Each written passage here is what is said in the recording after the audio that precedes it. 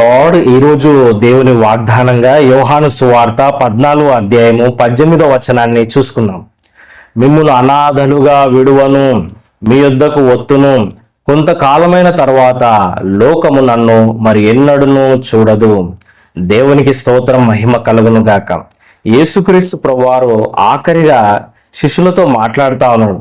అయ్యా, నేను వెళ్ళిపోతా ఉన్నాను, ఈ లోకాన్ని విడిచిపెట్టి వెళ్ళిపోతా ఉన్నాను, తండ్రి దగ్గరికి వెళ్తున్నాను, అక్కడ మీకు స్థలం సిద్ధపరచబోతున్నాను, అక్కడ మీకు ఇండ్లున్నాయి, మంచి స్థలాలున్నాయి అని ప్రభు చెప్తా ఉన్నాడు.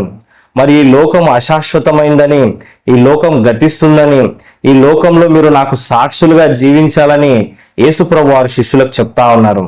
మరి నేను తండ్రి దగ్గరికి వెళ్తున్నాను, మీరు కూడా అక్కడికి రావచ్చు, ఆ మార్గం మీకు తెలుసు అని యేసు ప్రభు వారు చెప్తున్నప్పుడు తోమా అంటున్నాడు, అయ్యా, మీరు ఎక్కడికి వెళ్తున్నారో మాకు తెలియదండి, ఆ దారి ఏందో మాకు తెలియదు ప్రభు అన్నప్పుడు యేసు ప్రభు వారు తోమాతో అంటున్నారు, తోమా, మరి నేనే మార్గము, నేనే సత్యము, నేనే జీవమని అక్కడ ఉన్న శిష్యులకు యేసు ప్రభు వారు చెప్పినారండి.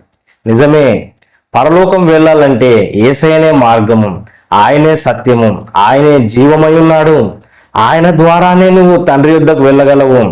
ఇలాంటి గొప్ప విషయాలు ప్రభువారు శిష్యులకు చెప్తూ నిత్య జీవము గురించిన నిరీక్షణ వారికి అనుగ్రహిస్తూ, మరి పరిశుద్ధాత్మను నేను మీ యొద్దకు పంపిస్తాను, ఆదరణకర్త సత్య స్వరూపియగు ఆత్మ ఆయన వస్తాడు, మీలోనే ఉంటాడు, మిమ్మల్ని నడిపిస్తాడు అని శిష్యులకు ఎంతో క్లియర్గా ప్రభువారు చెప్తూ, నేను వెళ్తున్నాను కానీ మిమ్మలను అనాథలుగా విడువను, మీ యొద్దకు నేను మళ్ళీ వస్తాను, పరిశుద్ధాత్మగా వస్తాను, అప్పుడు మీలోనే ఉంటాను, మిమ్మల్ని నడిపిస్తాను, కొంతకాలమైన తర్వాత లోకము నన్ను మరెన్నడూ చూడదు, నేను వెళ్ళిపోతున్నాను, మరి పరిశుద్ధాత్మను మీ దగ్గరికి పంపిస్తానని, ఆదరణకర్తను మీ యొద్దకు పంపిస్తానని యేసు ప్రభు వారు స్పష్టంగా చెప్తా ఉన్నారు.